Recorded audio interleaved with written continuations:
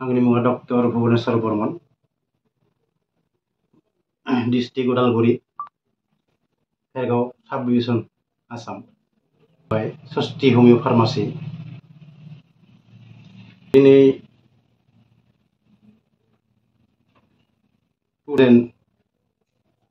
2003 आव नेशनेल हमिअ कलेजाव गुवाहाटीआव एडमिशन लानानै 3 इयार्स फरायदोंमोन।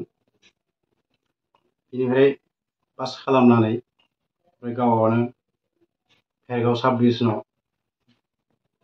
2006 आव क्लिनिक खुलिफैदोंमोन। बेनिफ्राय दिनै प्रेक्टिस खालामनानै आंनि रानिंआ जाबाय 20 इयार्स मिनिमाम प्रेक्टिस जागासिनो। ओमफ्राय बहा लादों प्रेक्टिसखौ आं बेवहायनो पास खालामदोंमोन आरो बेहायनो दङ, दासिमबो दङ। बेवहाय जोङो माने गोबाङानो दायो नोंथांनि खाथियाव फैयो। एक्चुअलि आं दिनै अल जिखिनि प्रेक्टिस खालामगासिनो बेयाव अकल कुनु बिभागनि खोथा गैया। अल ट्रिटमेन्ट, जिखुनु ट्रिटमेन्ट आं खालामगासिनो। गोजान गोजाननि बेमारि दिनै अल आसामनि बेमारि आंनाव फैयो।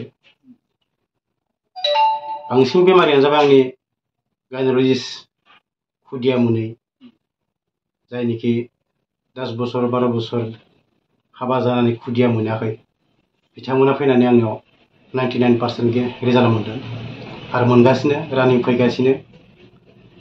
आरो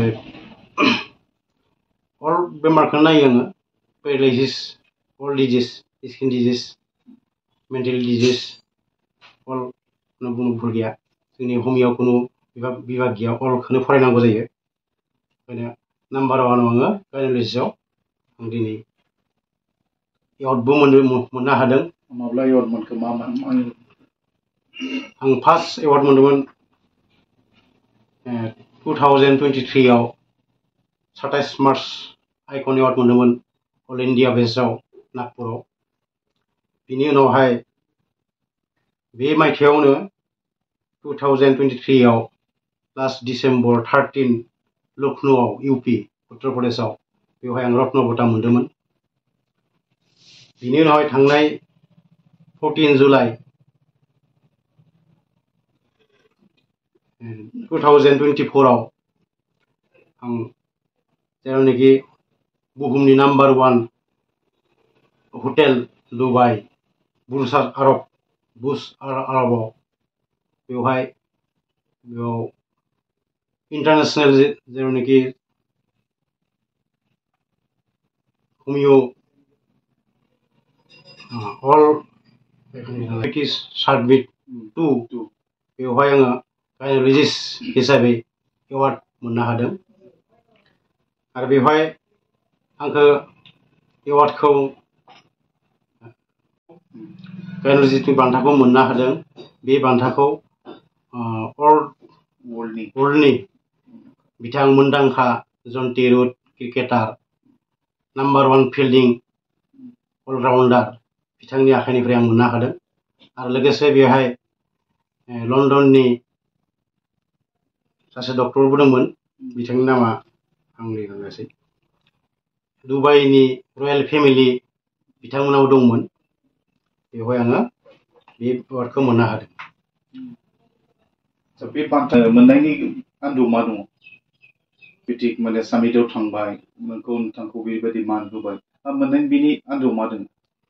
बिनि आन्दोआव जाहैबाय आङो दिनै प्रेक्टिस खालामै 2006 निफ्राय प्रेक्टिस खालामनानै बे गायन'लजिस्ट खुदिया मोनै बे रिजाल्टखौ बांसिन बे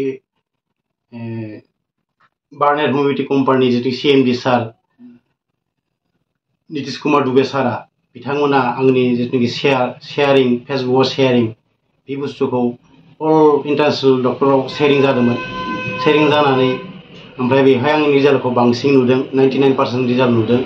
रिजाल्ट नुनायखाय आंखौ खुनु हमिअपेथियाव खुनु गायन'लजिस्ट बिभाग गैया, खुनु जेरावबो बिभाग गैया, खिन्थु आंखौ गायन'लजिस्टआव नाम्बार 1 होननानै बे बान्थाखौ आंखौ होदों, आं मोननो हादों।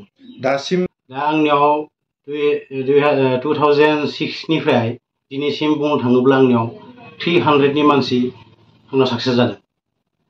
आरो जाय मानसिया आंनाव फैनानै ट्रिटमेन्ट लादों धैर्य हमनो हादों बिथाङा खुनु रिजाल्ट मोनैनि खोथायानो गैया 1% मात्र किसुमाना माने फेलार जादों जायनिखि टाइम मथे मुलि लांफैयाखै जायनिखि माने खनसे लांनानै नेक्स्ट टाइम फैयाखै जगाजग खालामाखै गोजान जायगा गोजाननिफ्राय फैनानै फैनो हाया बिथांमोना फेलार जादों जाय रेगुलार मुलि लांफैदों दिनै क'क्राझारनिबो सानैसो मोनलांबाय बङाइगावनि सासे मोनलांबाय बिथिं राङापारानि सानैसो मोनलांबाय शिबसागरनि जेरावनोखि एल'पेथिक डक्टरा आइबिएफ खालामनानै 8 लाख थाखा गारनानैबो बिथांमोना मोनाखैमोन आंनाव फैनानै बिथांमोना अनलि 3 months कर्स खालामनानै 12,000 खरसा खालामनानै अनलि बेयावनो बिसोरो खुदिया मोनलांदों आरो बेबायदि बहुत केस दं एल'पेथिनिफ्राय सबुजायै जायै फैनाय एल'पेथियाव जिन्दिगिनिसो गथ' मोना होननानै बुंनाय रेकर्ड दङ बेबायदि मानसियाबो आंनो फैनानै 1 month 2 month अनलि 1 टाइम मुलि लांनानैबो आंनो खुदिया मोननानै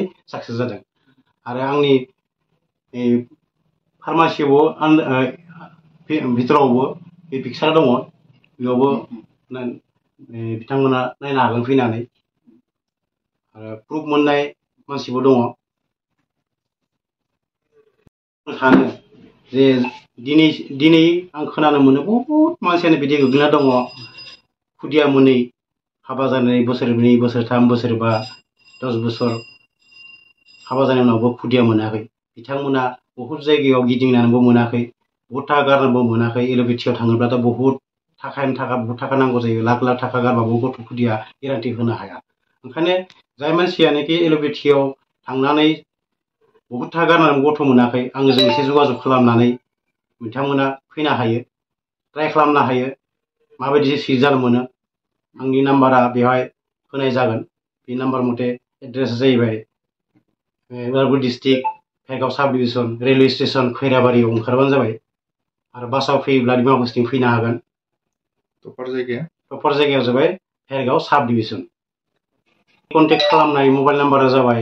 8638171661 8638171661 आरो मोनसे नाम्बार दङ 9678756797 9678756797 ओंखायनो बर' रावजोंबो आंजों कन्टेक्ट खालामनो हागोन फैनानै बर' रावजोंबो आंजों रायज्लायनानै डिसकास खालामनो हागोन किसुमान बर' पेसेन्टआ हारसायाव थांनानै हारसा डक्टराव थांनानै गावनि खोथाखौ मोजां फोरमायनो हाया ओंखायनो बिथांमोनाबो बेमारखौ मोजां बुजि मोना ओंखायनो ट्रिटमेन्टआव हयथ' जायाबो जानो हागौ मोजाङै आंनाव फैनानै आरामै माने खुलायै बुंनो हागोन बर' रावजों बुंनो हागोन बुंनानै खुदियानि असुबिदा आरो फैबाथाय सानैबो फैनांगोन सासे फैबा जानाय नङा आरो आंनाव फैयोब्ला आगोलावनो कन्टेक्टआव एसे रायज्लायनानै माबायदि फैनांगौ माबायदि रिजाल्ट फैनांगौ आं बिखिनाखौ आं फनाव बुंनाय जागोन